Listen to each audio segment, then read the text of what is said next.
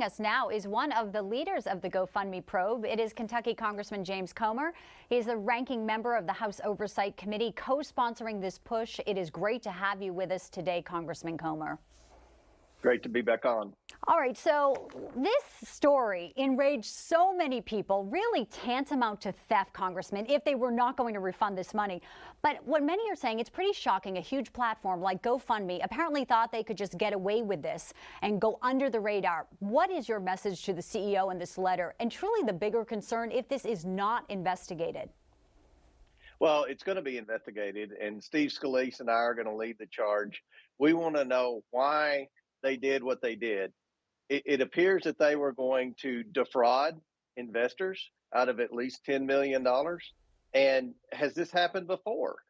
This is another example of big tech trying to censor conservatives. We've seen this countless times with Facebook, with Google, with Twitter, and it can't continue. And we're going to try to put together information to use for when the Republicans get in control, or the Democrats aren't going to hold big tech accountable. We're going to hold big tech accountable. If we find out that there are other instances of potential defraud of investors for GoFundMe, then we're going to turn that over to the Department of Justice. This is going to be a serious probe, and we're sick and tired of conservatives being censored by big tech, especially at a time when you look at GoFundMe, constantly accepted money for Antifa during the riots in Seattle and other unacceptable actions by people on the left.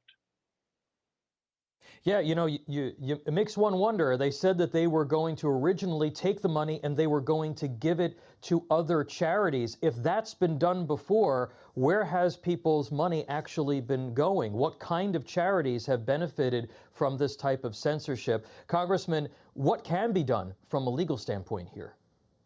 Well, we're going to put together information and we're going to share it with federal authorities.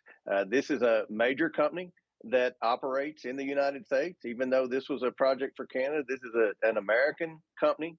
And we want to see what exactly their intentions were, why they made the decision to eventually return the money. We learned that they were going to donate the money to charities. Which charities and who made that decision? And have you done that before? And when else have you done that? Because I think people donate money to GoFundMe for all sorts of charitable causes. If GoFundMe picks and selects where they send the money and don't do what they advertise they're going to do, then they need to be held accountable in the courts and by the law. I know Congress is going to hold them accountable, even though the Democrats probably are going to turn a blind eye because this is another example of a big tech company censoring a conservative cause. We're going to continue to accumulate this information, and we'll hold hearings next year when we hopefully flip the House and become the majority.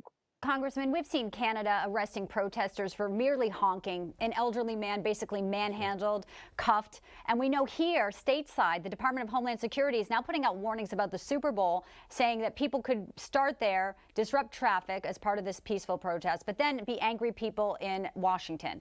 Do you think the Biden administration will be as heavy-handed as the same way we're seeing Canada's government is, even at this hour, that recent move by Ontario's Premier Doug Ford just a few minutes ago breaking? I think they might have been, but I will tell you what I've seen over the last few days. I've seen Democrats in Congress and people in the Biden administration. They've apparently got fresh polling data that shows the American people are sick and tired of their heavy-handedness. They're sick and tired of their hypocrisy. They're sick and tired of big government and a nanny state. And I think that they are going to try in the only way they know how to try to loosen up on some of these things. So hopefully they've learned a lesson from Trudeau and Canada. Hopefully they don't repeat this in the United States. If they do, I hate to see what the reaction will be, because Americans are sick and tired of this heavy-handedness at the hands of the government. They want the government to get out of the way and to leave them alone. And that's the message I think we're seeing from the Freedom Convoy in Canada. And if the Biden administration continues with their heavy-handedness and their vaccine mandates and their vaccine passports and everything that they're doing to restrict business and restrict speech, conservative speech, I think they're going to have the same type of reaction that Trudeau's had in Canada.